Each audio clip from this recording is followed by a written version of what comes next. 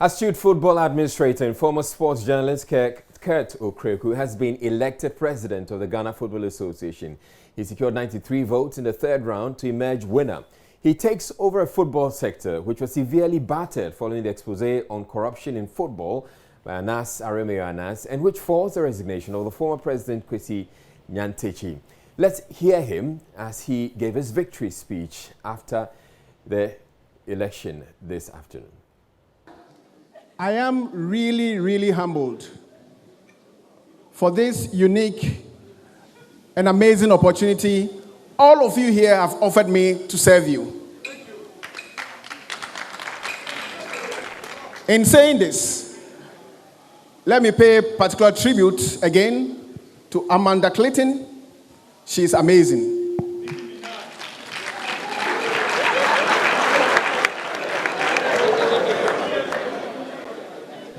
Let me pay maximum respect to my senior brother, Fred Papo, aka Papse. Let me pay respect to George Akwesi Afriye. George.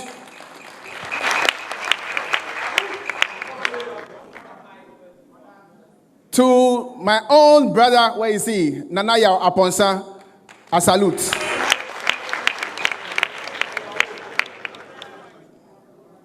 Two more names, George Ankuma, you fought a good fight.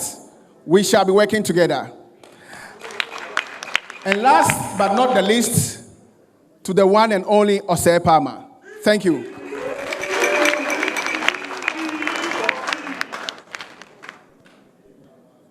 I am really humbled again for this amazing opportunity to serve Ghana football.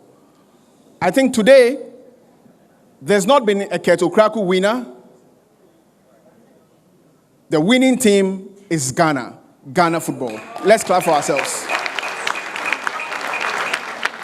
We have shown, not only to Ghanaians, not only to our West African colleagues, not only to our African colleagues, but to the entire world that we can do it and we can stand for our rights. We have shown that we have a lot of quality in this country. The quality, the six of us have shown through our manifestos, our engagements, which has been relatively clean. Again, let's be proud of our achievements. In celebrating this success story, colleagues, it is time for us to work. It is time for us to let go of all our bad feelings. It's time for us to forget about the struggles, the fights. It's time to look into the future with hope, to build a new Ghana Football Association that will be amazing, to build big products so that everybody, whether you're a direct consumer of the sport, you are a corporate Ghana, or you are the international community, to be proud of.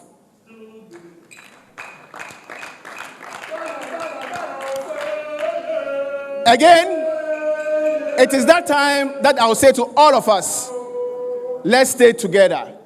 Football is a team sport. Kurt Okraku cannot do it alone. My campaign team cannot do it alone. I salute Alhaji Jones Abu Alhassan and the entire campaign team. You've been amazing. It is time for us to ignite passion and to create wealth for everybody. Our players, our staff, our groundsmen, our clubs, the female teams, the coast teams, everybody, amateur football across board. This is our time. In celebrating this success, let us all think at all times that it's Ghana first. We will celebrate this victory today. Tomorrow, work begins. All right, so that was President of the Ghana Football Association, newly elected President of the Ghana Football Association, Kurt Okraku, there in his victory speech. Now, many Ghanaians wouldn't know who Kurt Okraku is, but he's very well known in the football circles. Now, Gary R. Smith, our football man, he knows a whole lot more. about him, and he will be telling us about him. But I'm also joined in the studio by Nana Ajimang, who is also very much into football, and we'll be analyzing what has been happening today. We're also going to hear from the public. But let's start with Gary telling us who Kurt Okraku is. Gary. Kurt is a football administrator. He is formerly a journalist. His first career was that he was a journalist, and then he entered football administration as a communication and marketing professional. And then now, of course, he is a club owner. However, though, let's have a look at what these profiles have in detail. In 1997, he had a certificate of attendance at the Pricewaterhouse Associates course in contracting out and privatization for the Ghana Civil Services in Ghana. In the same year, he had a Bachelor of Arts at the University of Ghana. Now, prior to this, he had attended the Ghana Institute of Journalism and gotten his diploma in communication studies, where he went on again to have another one in 2000. So we move on.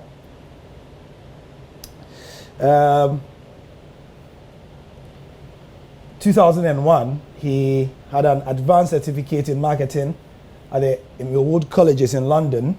And then he had a first aid course for, the first aider in Manchester. He's a Microsoft certified system engineering tech person from the UK as well. And then in 2005, this is something that he touts heavily in his football repertoire and his training. This MBA that he got in football management, he always identifies it as one of the keys of his career growth from the University of Liverpool.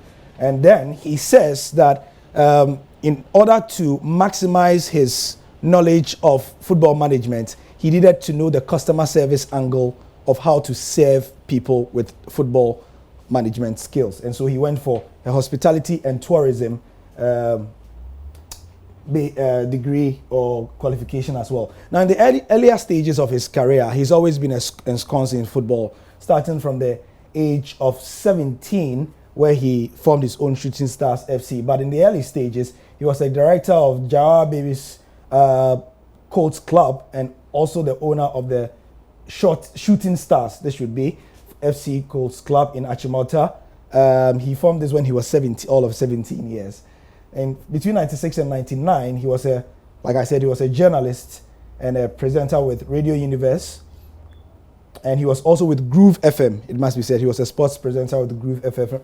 For those of a certain age, you might recall. And then he was also a public relations officer of Afinia United. So these were the beginnings where he was building his portfolio as a communications, marketing, and a football person. But he's always been involved in football. And then he went to the Ministry of Youth and Sports PR department. He was sports editor, like I said, for Groove FM. He was deputy sports editor for Radio Gold as well. And then we will see that he was also part of Heart News in the very peak years of Heart News, when, as they say, Heart News was Heart News. Kurt Okraku, Ibrahim Sanidara, and others were part of the establishment. So he had this as a consultant after his MBA. So he did a practical attachment and things with the All Sports Management Consult in Manchester. Between 2003 and 7, he was with the Jehovah Nissi International Soccer Promotions in Israel. And then between 2004-9, he was director of Proton Marketing and Management. This is his, one of his own companies where he was a partner as well. All right.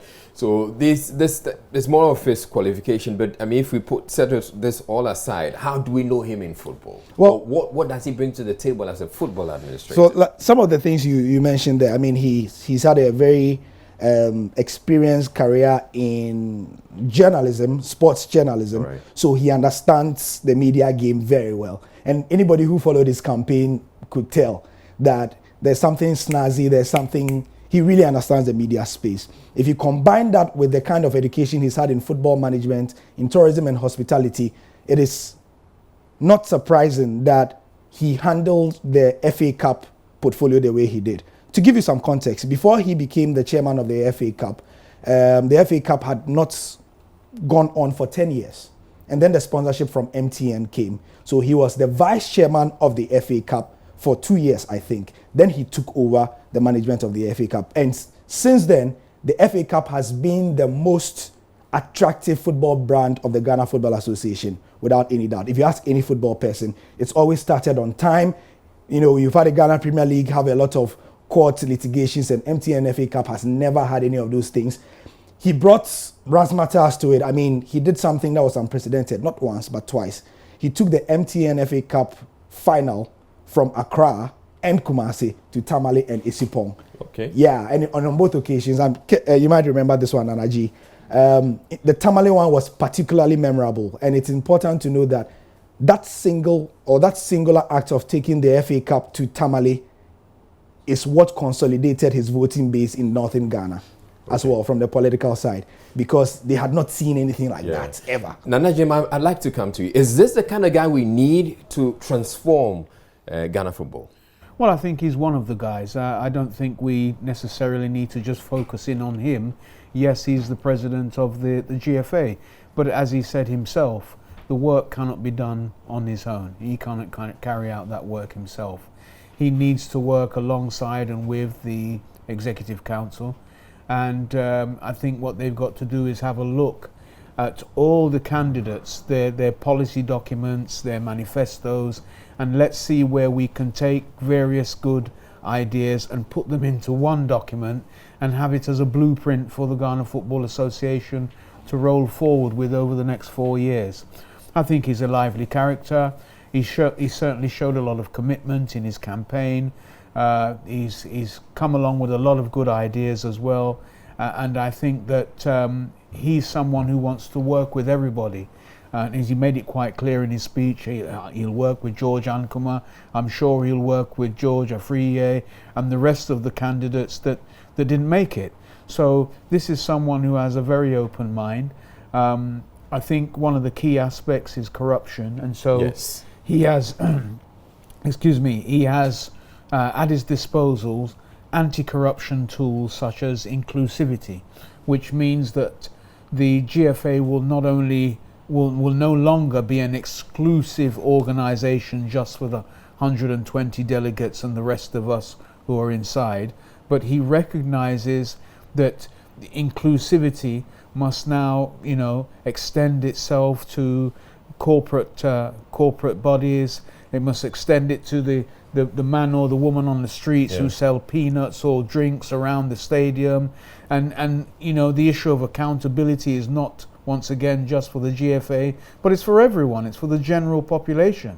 Transparency too, because we say that football is the passion of the nation. So if it's the passion of the nation, we can no longer afford to work in this exclusive conclave where we think everybody else outside of the GFA is not relevant. And I think he recognizes that. All right, so one of the big issues, the major issues that I had to do, or that brought down the previous administration, had to do with corruption, which you've mentioned. How is this new administration going to tackle the issue differently? Or how is it situated? And I'd like to come to you, Gary. What's so different about this administration that would ensure that it doesn't go down the same path as the previous administration? Now, we've had nigh on 16 to 18 months of normalization where we've been looking to break and rebuild, break the old order, tinker, and then rebuild. What has been done in the last 18 months?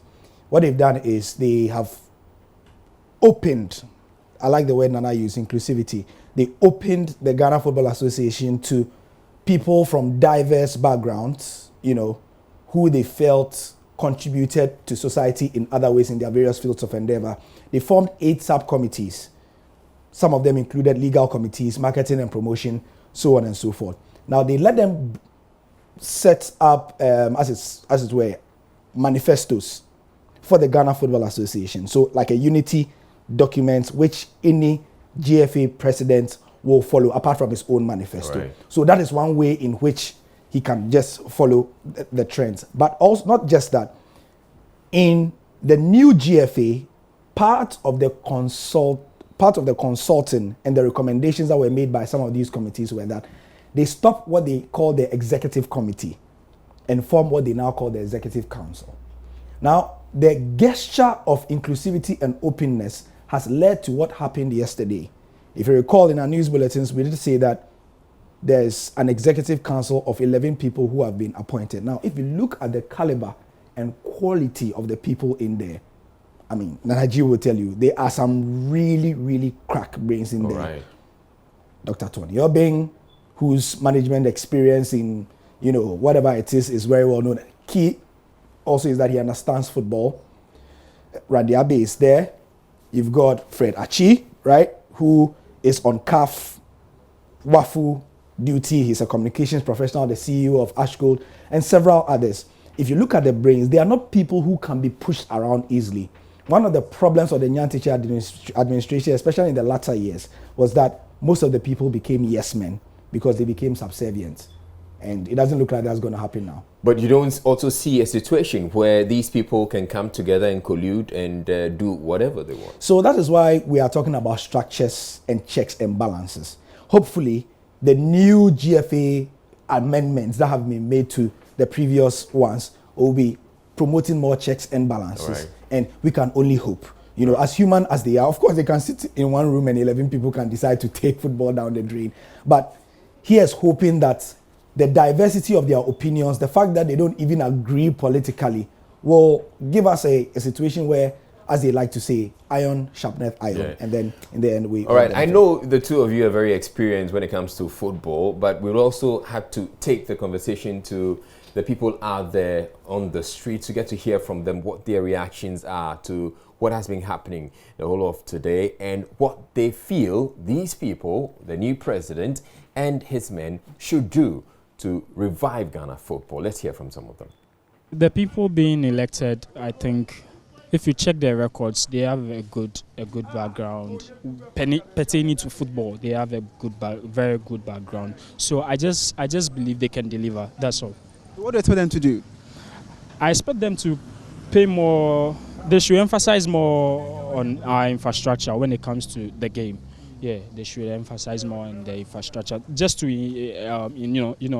attract investors and all that. Yeah. Okay, so I expect that a lot of changes be made because the old team there were a lot of troubles, but with the new team I expect a lot because I feel there should be less corruption and also they should pay more attention to the ladies as well, the ladies football, because they can also make a lot of impact out there. Yeah, I think so because okay, right now I want the new team to help put a stop to that bribery and corruption in football so that our team can go, our clubs can play very good football and then help with that. It can help the Blaster and then other stars like the under 20 go on, play a very good football. With the likes of Randy Abe from the ESCO on board, and then get to have much confidence in them. What do you expect the new team to do now? What I expect them today, they should take the communication department of the new FA seriously, and then branding as well. And I think with that, at least the FA can move forward. Right, so you heard from members of the public out there. I'm back in the studio with Nanajima. Nanajima, the other question I'd want to ask you, or which is what I put to Gary earlier, is how is this new GFA insulated in such a way that it is not plagued by the evils that plagued the previous administration? Well, they're not necessarily insulated. I think the whole thing is open because we're all human beings.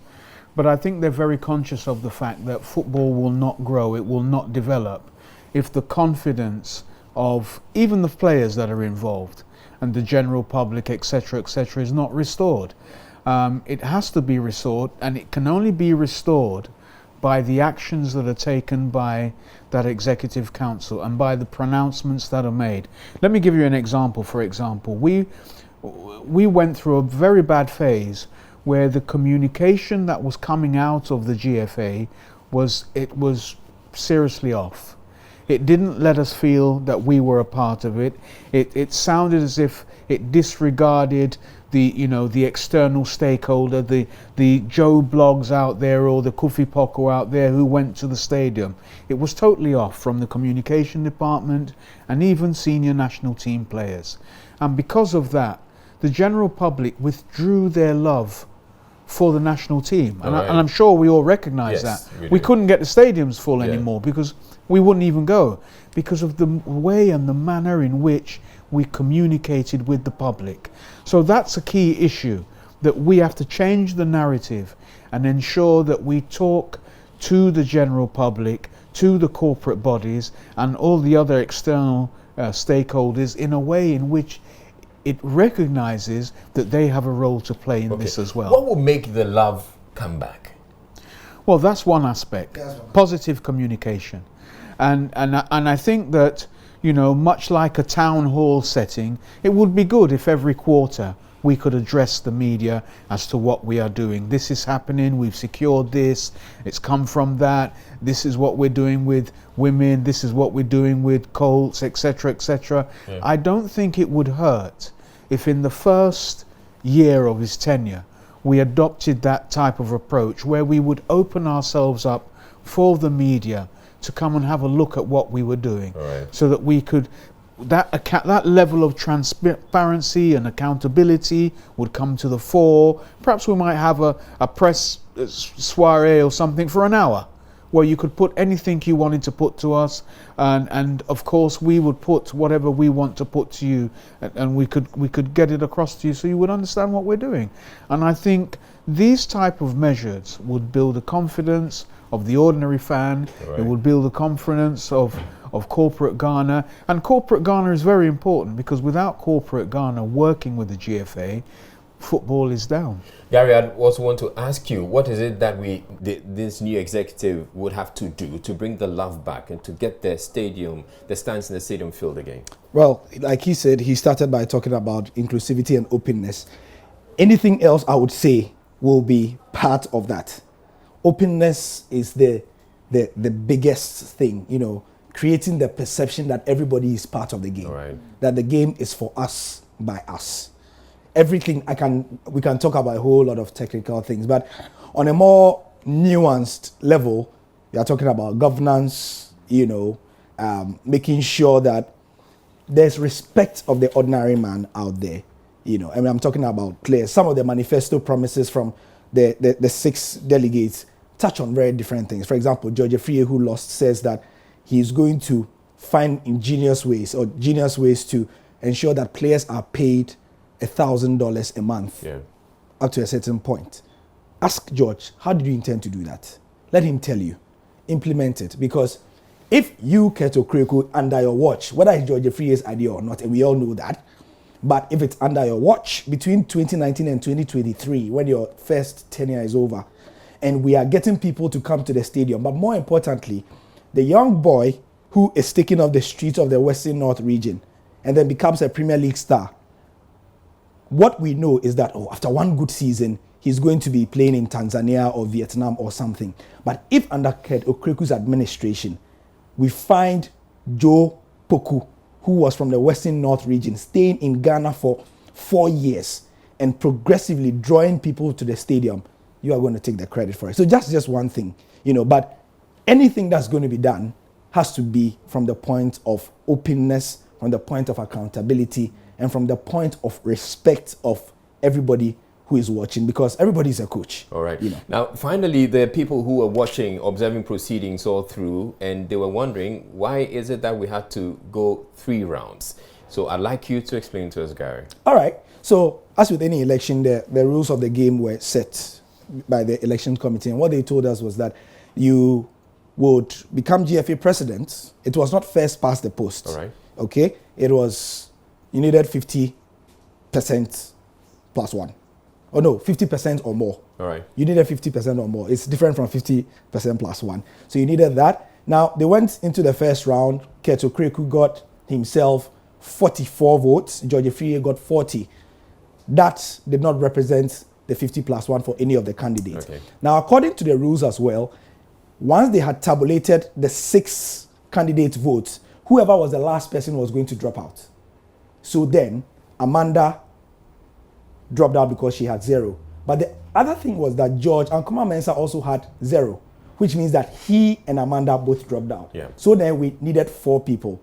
Now, we're just about to go for the second round with the 4 candidates. That's George Afriyie, Kurt Okraku, Nana Amposa, and Fred Papo. When Fred Papo mounted the stage and said he was not interested in going again, which is why we had 3 people on the ballot box in the second round. In the second round as well, Kurt had himself 59 votes. George Afriyie, so he improved by 11 votes.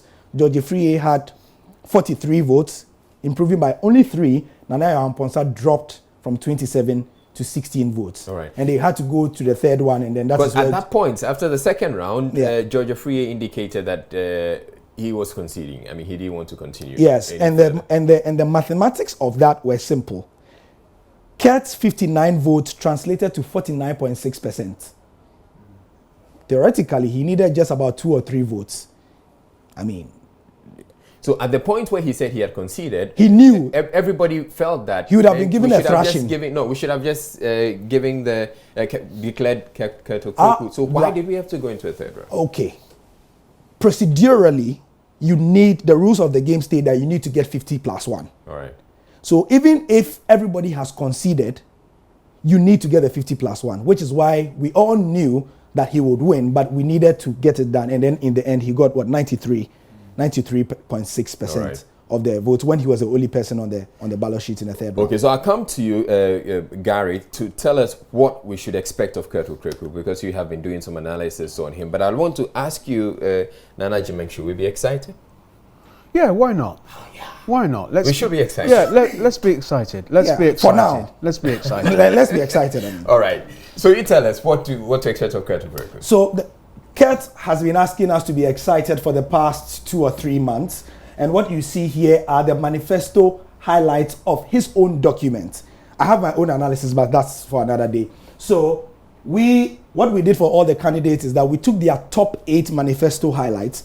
And Kurt Okraku's first thing was that he's going to build his administration over the next 4 years on 4 key pillars: transparency, accountability, and an annual audit. He says that he's going to respect gender and equity, so he's going to be inclusive. He's going to follow good corporate governance, professionalism, innovation, and investment. And then the second thing was that excited some of the delegates, we understand, was that he was going to find a way to supply 50 footballs and 30 pairs of football boots to all Premier League clubs every year. Okay. The Ghana Premier League is slated to be starting in the next 3 weeks or so, so the people will be like, where are the boots and the where my boots at? Where my boots at? All right. And he also says that this is key. He's going to register for free up to 30 players per Premier League club onto the National Health Insurance Scheme. Okay. That is a game-changing situation if he can achieve it, And mind you, we are going to have 18 Premier League clubs now. So how he does it, if he does it, he's going to be on his way to a second term pretty quickly. 3, he says he's going to allow referees to officiate from juvenile competitions to serve as assessments for promotion. This is a lot of English, but in simple terms, what he's going to do is that from the secondary school level to the university level, he's going to allow people in secondary schools and universities who want to take part in refereeing to start at a junior level, so that by the time they get enough experience and get to the Premier League, they would have been they'll be matured enough, they would have enough capacity as well. He also says he's going to introduce a referee reward scheme per week or per month per year to motivate referees, and also in a bid to stop them from taking bribes. Like a lot. Yeah. Now, the fourth thing that we took from his manifesto document, which was 32 pages big, actually, but he said he's going to establish schools football partnerships with the National Youth Authority. So here, he's talking already about liaising with the government to work on stuff, building a relationship with government. He's going to introduce a National Colts Festival to be funded by the GFA. I want to see how he's going to do this one. So we have 8 of these manifesto highlights, which is available on my Joy Online. Yes. So we have all that. So you can get to my Joy Online and get to find out exactly what he said, the 8 things that we have posted there that Kurt Okraku says he wants to do. But thank you very much, Gary and Anajiman, for joining us and for bringing us your insights. But we're also learning that the president has tweeted. And yes. Apparently, there's been a number of congratulatory messages, and we're going to be reading some of them, sharing some of them with you, our viewers. So let's get online now and get to see the tweets that we have. Now we have this one, which is coming from the president. I extend warm congratulations to Mr. Kurt E.S. Okraku on his election as the 24th president of the Ghana Football Association. He has earned the confidence and trust of the football fraternity, and his victory is well deserved. And this tweet was put out at 10 No. Well, It can be this probably wherever he tweeted from. Yeah. It could be where he tweeted from. Okay, so it's one of two. All right, so we will share more of that with you on Joy News, where we bring you Joy News Interactive later on. But it's been Gary Asthma and Nana Ajay. A quick one. All right, Gary. Before I go, I mean, people have always wondered what the power play has been like, you know, what the behind the scenes has been. This morning, you know that Wilfred Osei, aka Palmer, had his case at the Court of Arbitration for Sport because he did not agree that he had been taken out. Yeah. This morning, the Court of Arbitration for Sport put out a notice that his request to injunct or stop the GFA elections was going to be quashed. So it was not going to be, which meant that all the supporters of Palmer suddenly, theoretically, didn't know where to vote. Okay. Now, we are told that there was a meeting between Kurt Okraku and Palmer and the former GFA president, Kwesi Nyantakyi, who was the power broker. Mr. Nyantakyi has loomed large, and what we can learn from this is that he's still the most powerful person in really? Ghana football. Yes, today he was at the GFA elections grounds. He was? Yes. Oh, you saw him? He was there, but outside. He was not inside the premises, but he was there. After the first round of votes, when Kurt Okraku had 44 and George Efie had 40, Kurt Okraku went out and met Mr. Nyantakyi, and after that he got 59 votes. And that, so you can make of it what you will as well. Wow. All right, thank you very much, Gary and Nana Jiman, for bringing us all of that. But that's it for the first half of the bulletin, which is dwelt mainly on football, because yes, Kurt Okraku has been elected the new president of the Ghana Football Association, and we have to talk about that. We'll take it. A study in Africa to enhance effective detection of asthma in adolescents by modern diagnostics methods has been launched in Kumasi. And a project known as Achieving Control of Asthma in Children in Africa will cover children aged 12 to 16 years in 6 countries. Researchers are expected to come out with information to improve treatment and management of the disease. There's more in this report. WHO report suggests asthma killed 1,604 people in Ghana in 2017. Another study in 1993, repeated in 2003, found approximately 1 in 10 children in urban areas may have the condition, which could be managed and controlled effectively when diagnosed on time. The Acacia study project will be undertaken in Ghana, Nigeria, Zimbabwe, Malawi, South Africa and Uganda. Principal investigator Professor Emmanuel Adoyobo says it will help determine current asthma prevalence in the target age group. We are all doing at the same time and we put the information together. That is why it is Acacia for Africa. So basically, that is what the study will be about. We are visiting the schools one after the other. We'll take some time of your normal classes for the screening, and those we should continue with. If they have asthma or not, we'll call them on special days for this kind of tests. And of course, I'm sure your parents will be happy with the information. We cannot do this without involving your parents. So when we come, we will ask you whether you want to participate or not, because you may not want to participate. Then if you want to participate, then you give us a little indication that, yes, I want to participate on a form. Then we'll give you a form to your parents for them to say, yeah, I agree, but my parents also agree that I should participate. But the benefits are huge. So first of all, you know your diagnosis, whether you have asthma or not, or some other things. And then the feedback will enrich how you take control of the asthma. Queen Mary University of London is collaborating with the institution. Questionnaires and special exercises will be used to select candidates in 25 schools for the study. As part of awareness creation, drama performances will be staged in the schools of study. Professor Yawadu Sarkodia is provost of the KNUST College of Health Sciences. I'm also reliably informed this study. Resources for this resources are not only going to come from what is going to support the school children, team, etc., but also importantly, there are some other capacity building efforts within this project that also support the university in terms of postgraduate training in terms of other training requirements, for which team leader, we are very grateful. Reporter for Joy News. Technical Universities Workers Association of Ghana has in the last few hours written to the National Labour Commission of the intention to join other unions in the Technical University on an industrial action. The union is giving November as a deadline date to embark on an industrial action if the commission fails to migrate them onto the public university pay structure, same level as their colleagues in other public universities. The press statement issued Friday reads, "At our executive board meeting held today, October 24, at Accra Technical University, we resolved to invoke Section 168 of Labour Act, Subsection 1 of Labour Act 2003 Act 651 to join the other unions in technical universities with immediate effect." However, the union has officially written to the Labour Commission notifying them of our intention to embark on our own strike effective November 1, 2019 if our demand is not met.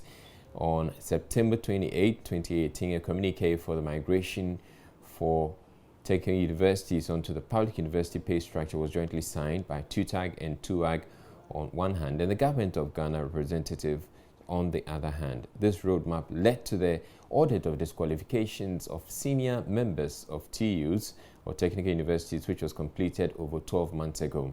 The audit was used to unfairly downgrade many qualified senior members of the technical universities. We are of the view that the Ministry of Education does not hold any regard to our demand as contained in our letter dated August 5, 2018, and the communique as mentioned above, by excluding us from any discussions on the migration since then. It is therefore our request for instant placement of members of Technical University Workers Association, Ghana, on the current single spine salary structure in condition of service for public universities in Ghana. The failure of our employers so far to migrate us onto the requisite pay structure that applies to public universities is upsetting, and tensions on our various campuses have reached uncontrollable levels. TUAG therefore joins the other three unions, TUTAG, TUAG, and TUSAG, on their strike immediately. Now, National President of the Technical University Workers Association of Ghana, Nana Kwapong Ofe, has been explaining why the association has issued a threat. Unfortunately, the migration for technical universities, the other staff, that's the workers, has been neglected. We're told that staff audit will be done for senior members, both in administration and then academic. Subsequently, they will migrate all of us because our members are mostly the junior staff who doesn't need any credentials for them to be audited. So we're expecting that after the audit has been done, all the entire staff of technical university will be migrated straight to the public university salary structure. But as of now, we have not heard anything. We dealt with government last year, and that's why they told us we should wait. When they finish, they will migrate us in bulk. But last month, they only migrated some of the teaching staff, excluding the allowance. But for us, there hasn't been any migration at all. So that is why yesterday we met and we took a decision that since government is not minding us, it's not calling us for any negotiation, there's the need for us also to put our services or withdraw our services whilst we wait for government to call us. SRC President of the Accra Technical University, Safo Kwesi, and his colleagues who spoke with Joy News say they fear the strike could affect the academic calendar. It is going to escalate our academic calendar for the year. That is, if it should hit 21 days.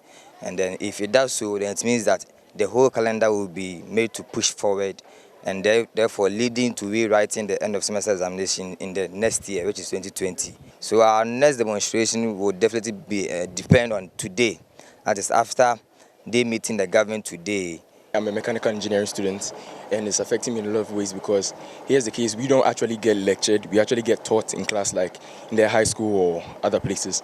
So now that we are on strike, or the lecturers are on strike, it's actually hindering our progress. So we have a midterm coming up in about 2 weeks or something, and then we are also not in class, so it's also give us problems. Our end of semester is going to be pushed and all these things, and it's really, really affecting us. We are showing it by demonstrating and other things, and we hope that something will be actually done about this, because if this continues, that means our semester will be prolonged, and then graduation and everything, our project works, everything's going to be clashing, and we'll not have enough time to complete those things. Some of us, our lectures are new to us. Some courses are also new to us, and handouts hasn't been given to us yet. So we don't know what to do. Some courses are old, and then we can follow the trend and know how to study towards exams or mid-semester. But what about the new courses and the new lecturers? We've not written their exams before. We don't know how they set their questions.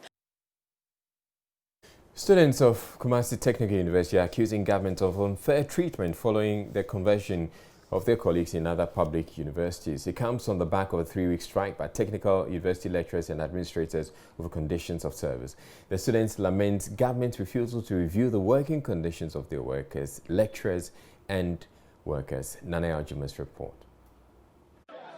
It is 10 a.m. The sun is already up amid intense heat. On a normal day, students would have ended the first lecture session for the day. The situation today is different, as a few students take to the basketball court to keep themselves active, at least physically. Nana Bonsumuafo is a third-year entrepreneurship and finance student. He is not exactly a fan of basketball, but he is stuck here with friends and other colleagues because he has nothing else to occupy him. He tells me the court would have been locked up if academic work was active. This is not a normal session. By this time, this place would have been closed. But at the moment, since there is no lectures going on, that's why they are still on a pitch. A few other students gather around 2 snooker tables and take turns to play. Yet, the students are unhappy about their current situation as they share their frustration. So, after having your personal studies, you have nothing else. You'll be just hanging around anywhere. You don't have anywhere to go. We don't have even TAs to take us through, let me say, classes and those stuff. We have nobody to do that, so we have our personal studies on our own. I have some on my handout that I'm studying, so I just learn them and I come back to my hostel to prepare something to read. So that is basically what we are doing now. Just you take your own jota, you learn your own thing, then that is it. There is nothing more, nothing else. Some others idle about, waiting for the next day in anticipation of a return of their striking lecturers. To register their displeasure, a group clad in black with red armbands demonstrate on campus. They say government has disrespected them together with their lecturers and staff for far too long. Here is Ibrahim Hussaif Badar, who speaks for the Students' Representative Council. From 2016 up to now, since the Technical Universities Act was passed and the polytechnics were converted into technical universities, every year a strike, a labor union within the technical university go on a strike. Every year a labor union within the technical universities go on a strike. So this time around, what we are asking government, or what we are demanding, is that government resolve all issues with the labor unions, not only TUWAG, every labor union within the technical university. We don't want this strike action again. We want peace within the technical universities. Because it's like we are being treated as second-class universities. Okay, so one, we get our lectures back. 2, government should resolve all issues with them. Now, for many years, Ghanaians have pounded the fufu and insisted on having it prepared no other way. So that with a mortar and pestle, the cassava plantain or any other ingredient that goes into the meal is crushed into a thick mash. The pounding, which often involves beads of sweat finding its way into the meal, is however giving way to technology. Joining us, Kwame Ofe looks at how the fufu pounding machine is taking over the job of human pounders in the country's local eateries. His report is read to you.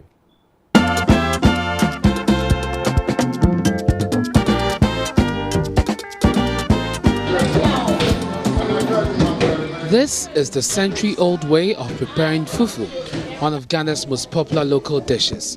The cassava and the plantain are beaten using mortar and pestle. Every now and then, small amounts of water are thrown around it to speed up the softening. Ogame Chopba has acquired a fufu processing machine and employed an operator to run it. Ifya is an operator of the local eatery here, and she tells me about the efficiency of the fufu processing machine. processing machine to me. The fufu processing machine is very efficient and saves a lot of time. If you will need 30 minutes to pound fufu using mortar and pestle, it could take you 5 or 10 minutes to pound your fufu with a processing machine. As people, we need to embrace new and innovative ways of doing things as times change. Use new and innovative ways of doing things.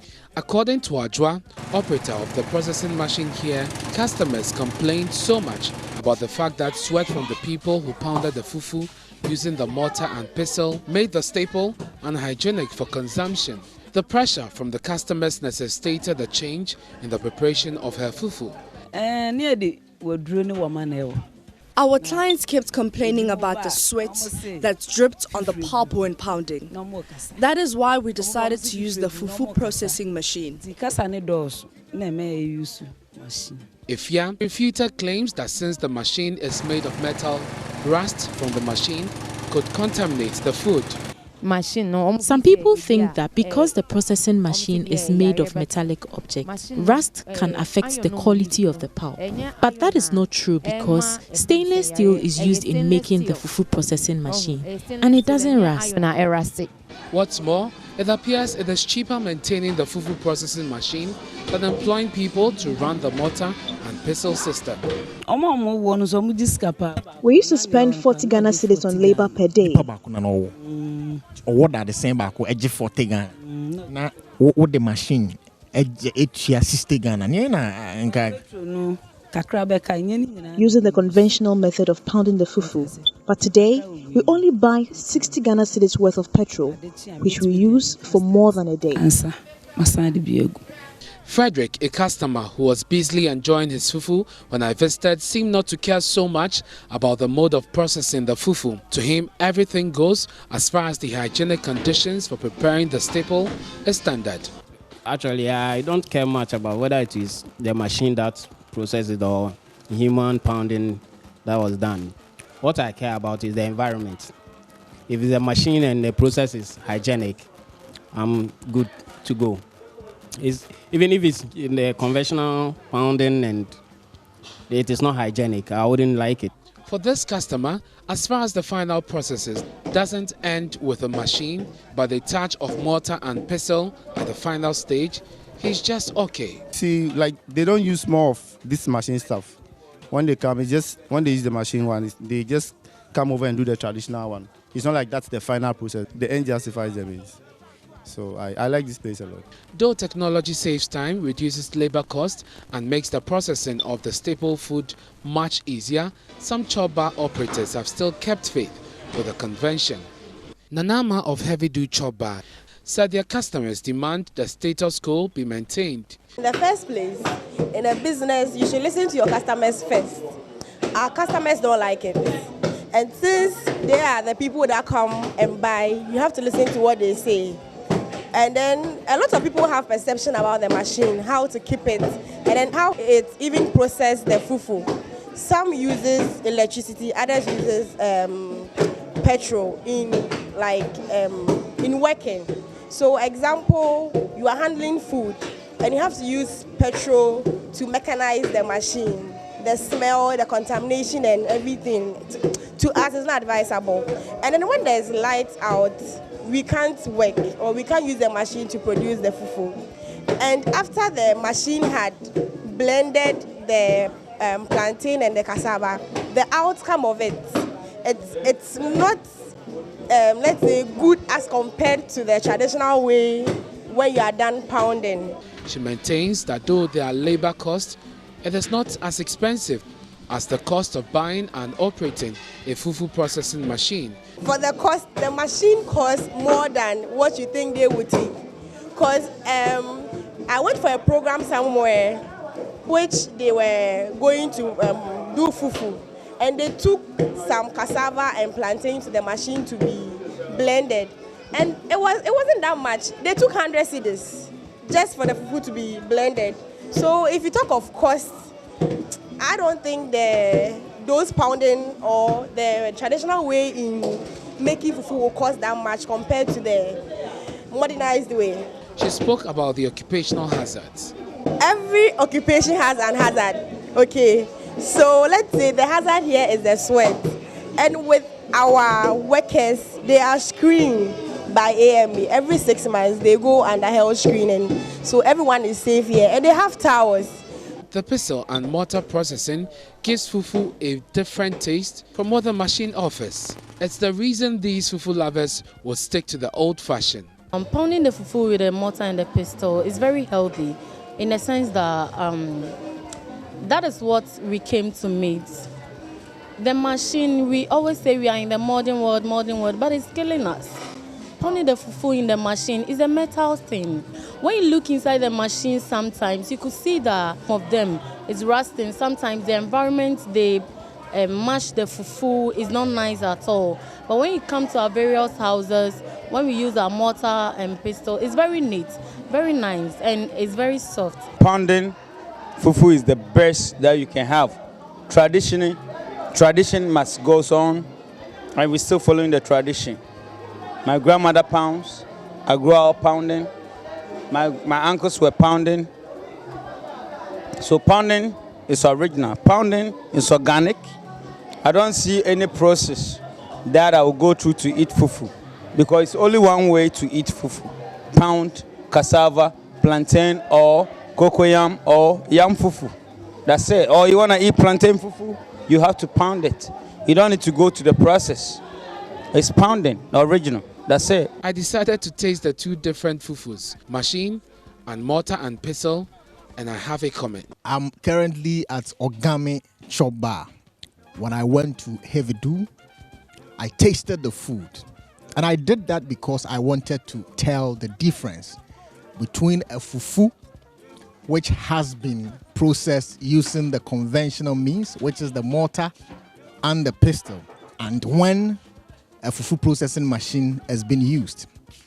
Sincerely, if I'm hungry, I wouldn't really care about which process was used. I'm your first report for Joy News. Right, so I get it that Kwame Fair tasted, I had 2 bowls of fufu. 2 bowls of fufu just to tell the difference between the two, and he couldn't rate them.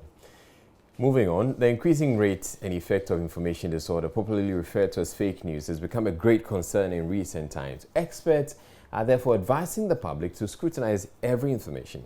In the following report, Joy News' Evans Eziamomenta explores the critical antennas to be considered in verifying every information. His report is read to you. The Sustainable Development Goal 12 charges nations to ensure there's responsible consumption and production of commodities, including information. The global effect of fake news production and distribution is on the rise, posing a great threat to information dissemination, specifically by the mainstream media. Annually, the Global Media and Information Literacy Week is marked to highlight the importance of information literate citizens and to create awareness about the effect of information disorder in the society. This year's theme, Media and Information Literate Citizens, Informed, Engaged and Empowered, is to equip the citizenry with pointers to identify fake news. Recently, Chairperson of the Electoral Commission, Jean Mensah, bemoaned the practice of circulating fake news and promised her outfit will institute measures to deal with it. And I believe that we've all been enlightened about social media, fake news, and its relations with elections. And I believe that all of us as citizens of different countries have a responsibility, to ensure that we check the pieces of news that are released out there, and we have also a responsibility to ensure that we protect our countries by making sure that the fake news does not gain ground. We have been engaging some young people on how to detect fake news. For me, I go to either Graphic Online or some trusted TV station platform to authenticate my story. And personally, I mean, once I get any information on social media, instinct plays a lot of role in this. There are some stories that that this is way too good to be true, you know. And so for such stories, you always want to press the pause and not want to share it almost immediately. You want to now take them through the processes of wanting to find out whether it has a source. If it has a source, you want to read it from the original source to see whether indeed it is coming from the original source. So when information is being given to you, or when I receive information, probably let's say on social media, you wouldn't know, at times you wouldn't know where the source is coming from. But for me, how I actually identify which information is credible has to do with the source. For instance, with the death of Ebony, I got up, went to my WhatsApp pages, had so many messages and pictures, but I actually didn't believe it until I actually saw it on Joy News. Stephen Tinde is a media and information literacy lecturer at the Ghana Institute of Journalism. He advises the public not to look at things on face value and be critical of every information. He says, as Ghana prepares for the 2020 general elections, all efforts must be made to deal with the menace. We are in an information age, so information is a very important resource. There's a lot of information around, but not all of the information is good information. So as citizens, as consumers of information, we should be critical of information that comes to us. That includes information we receive in media environment. Pointers do we have to look at, in verifying our information that we receive? Okay. The first is to check the quality of what you have received as information. In the online environment especially, the bloggers and others who manipulate information for mischievous reasons, some of them are in a hurry to push out the news or information, so they do not cross their T's, they make some very simple grammatical errors. So check the quality of the information that you've received. Sometimes too, the headline of the story will be different from what the story itself is about. So that means that the habit of just clicking through headlines and then forwarding them to people should end. Another thing you can do is to try to stay away or avoid websites that are not very popular or well known. It doesn't mean that you don't consume news from there, but anytime you are in such environments, you should be careful. That also means that if you come across something on a website that you are not familiar with, check with one that is already established as bringing out believable or credible news. That is the verification aspect of that. Then when you receive any information that you are not sure of, before you pass it on to the next person, please make sure you verify. Evans Mensah's report for Joy News. So, and that's it. I'm Israelite. Thank you very much for watching. You have a great weekend as well.